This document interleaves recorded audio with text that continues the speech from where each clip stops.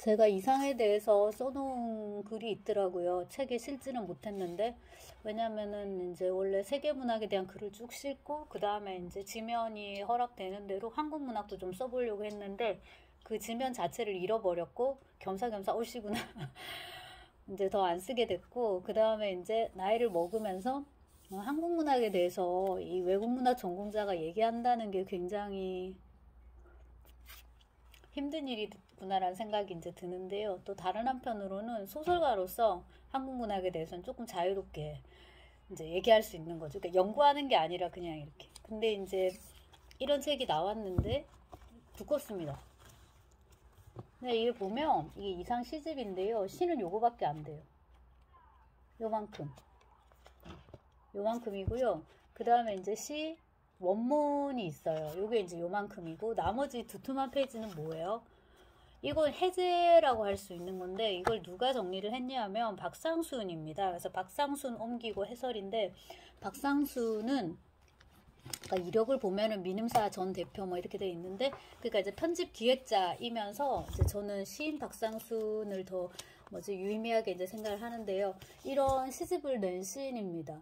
많이는 안 쓰셨는, 그러니까 많이는 안 내셨는데 색깔 있는 그런 되게 개성 있는 시를 쓰시는 분이라고 생각하는데요. 아무튼 이제 시인의 입장에서 이상을 이제 공부를 하면서 이상의 시를 우리말로 싹 옮기고 그럼 기왕돼서 우리말이 아닌가. 우리말이었는데요. 일본어 시도 있고 하지만 이제 우리말인데 거기 이제 한자도 많고 뭐 복잡하니까 그거를 지금 현재 독자들이 보기 편하게 한글화했다 이런 표현을 쓰더라고요. 그리고 제목이 나는 장난감 신부와 결혼한다. 이거는 사실 저는 처음 봤는데 이 책에서 혹은 뭐 봤는데 까먹었거나 I wed a toy bride 해서 영어로 이렇게 썼던 모양이고 이게 아마 이상이 쓴 마지막 시인 모양입니다.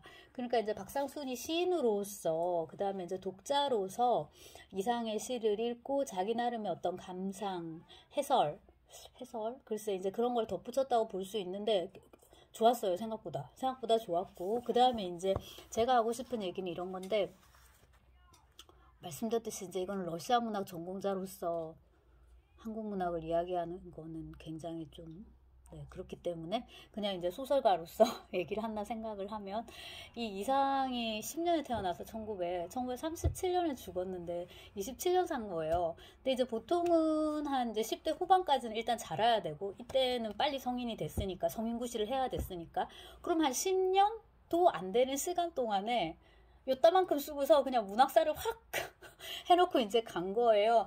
그게 참 재밌는데 이상이 그 짧은 시간 동안 되게 다양한 장르를 실험을 했다는 게 이제 핵심이고요.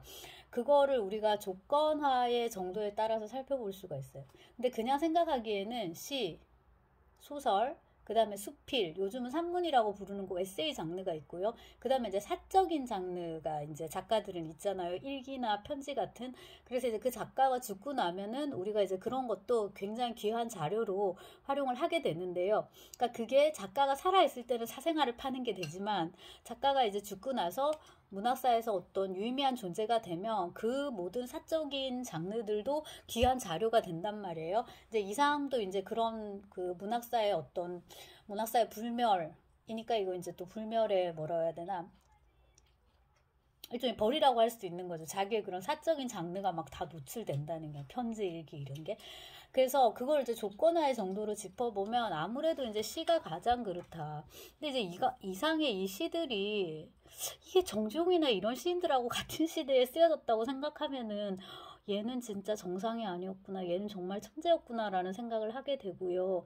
그 다음에 이제 우리가 생각하는 이상은 이제 워낙에 소설도 이렇게 나사 풀린 소설이고, 이제 시도 이렇게 이상하니까는 굉장히 그 진짜 남발에 이렇게 되게 그 병리학적인 그런 캐릭터를 생각하기 쉬운데, 실제로는 굉장히 엘리트, 이런 이제 사진을 보시면 공부도 되게 잘했고, 그러니까 이제 총독부 직원이 될 수 있었고, 조선인인데도.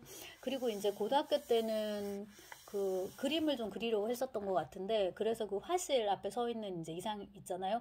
이때 그림을 그리려고 했다는 건 안 그렸다는 게 아니라 그걸 업으로 아마 삼고 싶었던 것 같은데, 장남이고 하니까는 이런 그 콤플렉스가 있어서 직업을 가져야 되고 이런 것들이 있잖아요.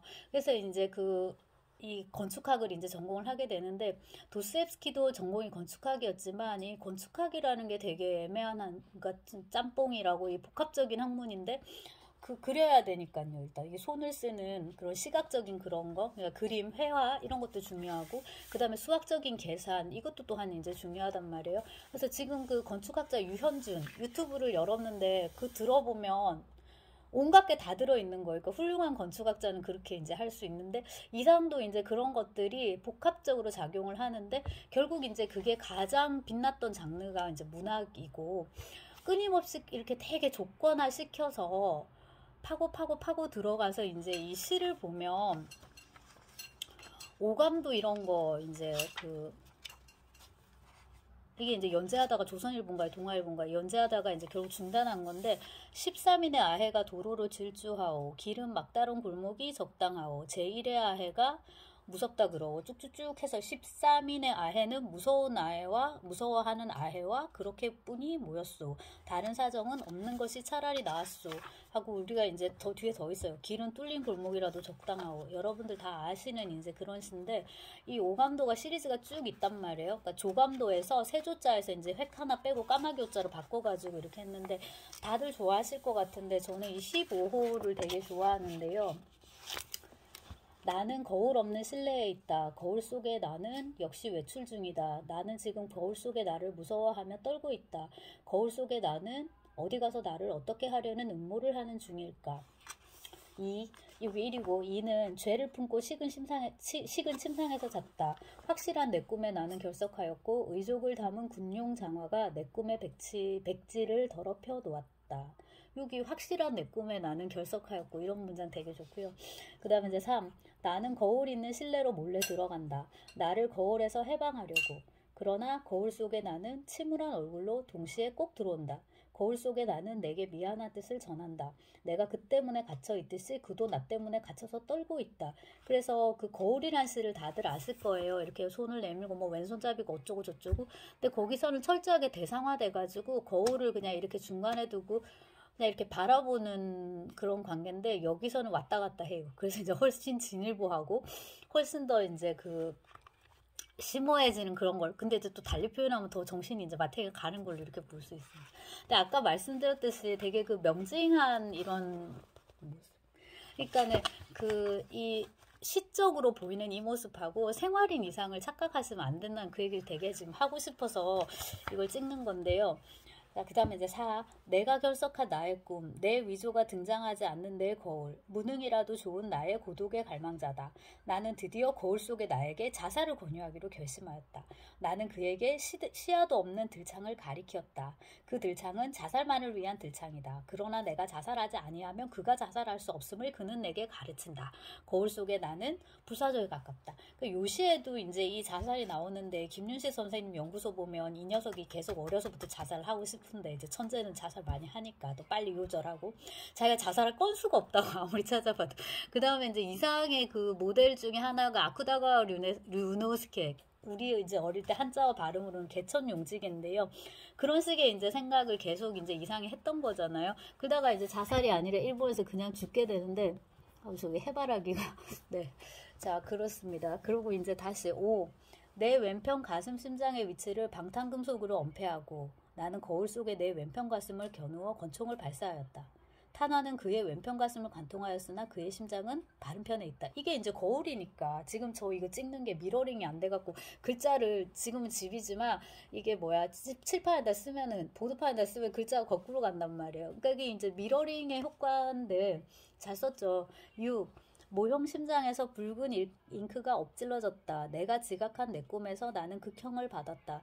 내 꿈을 지배하는 자는 내가 아니다. 악수할 수조차 없는 두 사람을 봉쇄한 거대한 죄가 있다. 이 마지막도 되게 좋고, 뭐 시 해설 같은 거는 하시는 분들이 많을 테니까 다른 거 여러분 보시면 되고요. I were the toy bride, 이 지금 표제시로 들어간 요거는 밤인데 1밤 2밤인데 장난감 신부 살결에서 이따금 우유 내음새가 나기도 한다. 머지않아 아기를 낳으려나 보다. 촛불을 끄고 나는 장난감 신부 귀에다 대고 꾸지람처럼 속삭여 본다. 그대는 꼭 갓난아이와 같다고. 장난감 신부는 어두운데도 성을 내고 대답한다. 목장까지 산보 갔다 왔답니다. 이거 뭐죠? 너무 웃겨가지고. 장난감 신부는 낮에 색색이 풍경을 암송해 가지고 온 것인지도 모른다. 내 수첩처럼 내 가슴 안에서 따끈따끈하다. 이렇게 영양분내를 코로 맡기만 하니까 나는 자꾸 수척해 간다. 이렇게 이제 밀감을 찾아요. 귤을. 그 레몬하고 비슷하죠. 저기 메론인지. 그래서 이제 이거는 뭐냐면 이 이상하게 시라는 게 극도로 조건화된 장르라는 거고, 원래는 산문에 들어가 있었던 산문으로 취급되던 작품을 여기 박상순 선생님이 시로 가져오셨는데, 그 중에 하나가 이게 신락원인데요. 그 중에 이제 소챕터가 육친의 장. 기독에게, 이거 이제 크라이스트인데, 기독에 매우 흡사한 한 사람의 남루한 사나이가 있었다. 다만 기독에 비하여 눌변이요 어지간히 무지한 것만이 틀린다면 틀렸다. 나이 50하고 하나. 나는 이 모조 기독을 암살하지 아니하면 안 된다. 그렇지 아니하면 내 일생을 압수하려는 기색이 바야흐로 농후하다. 그래서 굉장히 지적인 시를 이제 이상이 썼던 거죠. 그 다음에 이제 조건화의 정도를 따지자면 소설인데, 그 이제 여러분들이 우리가 어릴 때부터 배우잖아요. 이상의 날개 이런 거. 근데 우리가 그 무렵에 읽은 우리의 단편들, 뭐 김동인의 감자, 뱃다라기, 현진건의 빈척. 현진건이 단편 소설 되게 잘 쓰는 작가였다고 이렇게 국문학자들 얘기하던데, 현진건의 뭐 그다음에 나도양의 물레방아 뭐 많잖아요. 그때 우리가 교과서를 이렇게 쭉 읽는 소설들이. 근데 김동리의 무녀도 이렇게 중고생 필독서에 들어가는. 근데 이상의 날개가 굉장히 독보적이라는 생각은 어릴 때도 우리가 다 하게 되는데, 그런 류에 이제 조건화된 어떤 장르가 있고, 그쪽에는 이제 자기 사생활이 좀 들어가죠. 예컨대 이제 금홍이 얘기도 들어가고, 이상의 소설은 우리가 흔히 말하는 사소설, 요즘 말하는 이제 오토픽션 이렇게도 부를 수 있는 그런 측면이 분명히 있어요. 그렇긴 하지만 그래도 이제 굉장히 조건화된 장르라는 거를 수필을 보면 알 수가 있단 말이에요. 근데 이상의 에세이를 되게 많이 썼는데, 이제 저는 개인적으로 권태를 되게 좋아하고요. 여기서 굳이 얘기는 하지 않겠지만, 그러니까 뭐를 봐도 푸르고 정말 이 초록색도 너무 지루하고, 그 다음에 최서방인지 김서방인지 하고 장기를 두는데 이것도 너무 지루하고 저것도 지루하고, 농부들도 다 지루해. 소를 봐도 지루해요. 쟤들은 인생이 얼마나 권태로우면 먹었던 것을 다시 개원해서 다시 씻고 있냐 막 이런 말이 나오고, 그 권태에서 맨 마지막에 되게 인상적인 게 아이들이 응가하는 놀이를 하는 거. 얼마나 얘들이 놀 게 없으면 이걸 하고 놀겠냔 말이에요. 근데 이제 이상이 서울에서 태어났으니까, 이 모던보이 진짜 서울에서 태어났는데 얘가 아파가지고 성천인가 가가지고 이제 이게 체험한 걸 쓴 거잖아요. 그래서 이제 뭐랄까 이게 낯설게 하기에 일종의 시선일 수도 있고, 그 다음에 그 권태라는 정서가 이제 굉장히 진일보한, 제가 여기 하나 찍어놨는데 키에르케고르의 그 권태에서 시작을 해가지고, 그런 식으로 이제 권태에 대해서 또 그만큼 이 20, 30년대에 권태에 대해서 논하는 작가는 정말 없었을 것 같은데요. 시도 그렇고 이제 에세이도 그렇고 굉장히 진일보한 그런 이제 작가였던 것 같습니다. 그런데요,